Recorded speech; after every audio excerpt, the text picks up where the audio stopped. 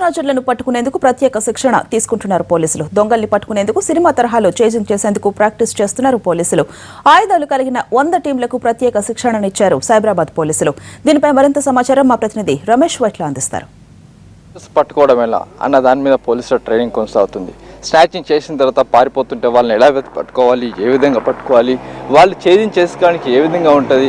అంతేకాకుండా పోలీసులు మనం చూస్తున్నాం, డైరెక్ట్ లైవ్లో చూస్తున్నాం. ఇప్పుడు స్నాచర్స్ని పట్టుకుంటున్నారు. ఏదైతే వెనకాల మొత్తం 2 టీములు ఏర్పాటు చేసి ఏదైతే స్నాచర్స్ పారిపోతుంటే వాళ్ళని పట్టుకొని వాళ్ళని ఏ విధంగా పట్టుకోవాలి, ఏ విధంగా తీసుకురావాలి అన్న దాని మీద ఎప్పుడైతే ప్రత్యేకంగా ట్రైనింగ్ ఉంది. దీంట్లో చూసినట్లయితే ఏదైతే పారిపోతున్న స్నాచర్స్ ఉన్నారో వాళ్ళని పూర్తిగా అత్యంత వేగంతో 120 కిలోమీటర్ల వేగంతో ఇటు స్నాచర్స్ పారిపోతుంటే వాళ్ళని పట్టుకొని తీసుకువెళ్ళి వాళ్ళని డైరెక్ట్గా మళ్ళీ స్టేషన్లో కావచ్చు, ఒకవేళ వాళ్ళని కనుక అటాక్ చేసి ఇవ్వట్లయితే వాళ్ళని ఏ విధంగా ఎదుర్కోవాలి అన్న దాని మీద పూర్తిగా అన్నిటి మీద పూర్తిగా అన్ని స్థాయిలో కూడా మెలకువలు నేర్పిస్తున్నారు. कितना स्पीड पे चलाते हो तो कौन सा गाड़ी पे आप तो इस्तेमाल कर पल्सर गाड़ी इस्तेमाल कर रहे हैं स्नैचर्स को पकड़ने के लिए. वो लोग को पकड़ लेंगे क्योंकि अभी ट्रेन हो गए लोग यहाँ. वो लोग भी गाड़ी बहुत फास्ट भगाते हैं ना, इसलिए लोग को भी ट्रेन करना पड़ता है. वो राइडर्स रहते हैं एक्चुअली, तो लोग को पकड़ लेंगे अभी.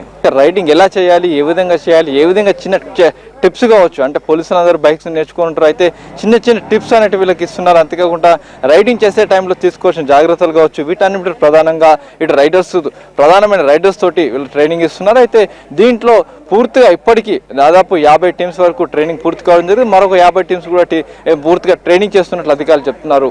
కెమెరా పర్సన్ రాకేష్ రోషన్తో రమేష్ వైట్ల, ఎన్టీవీ.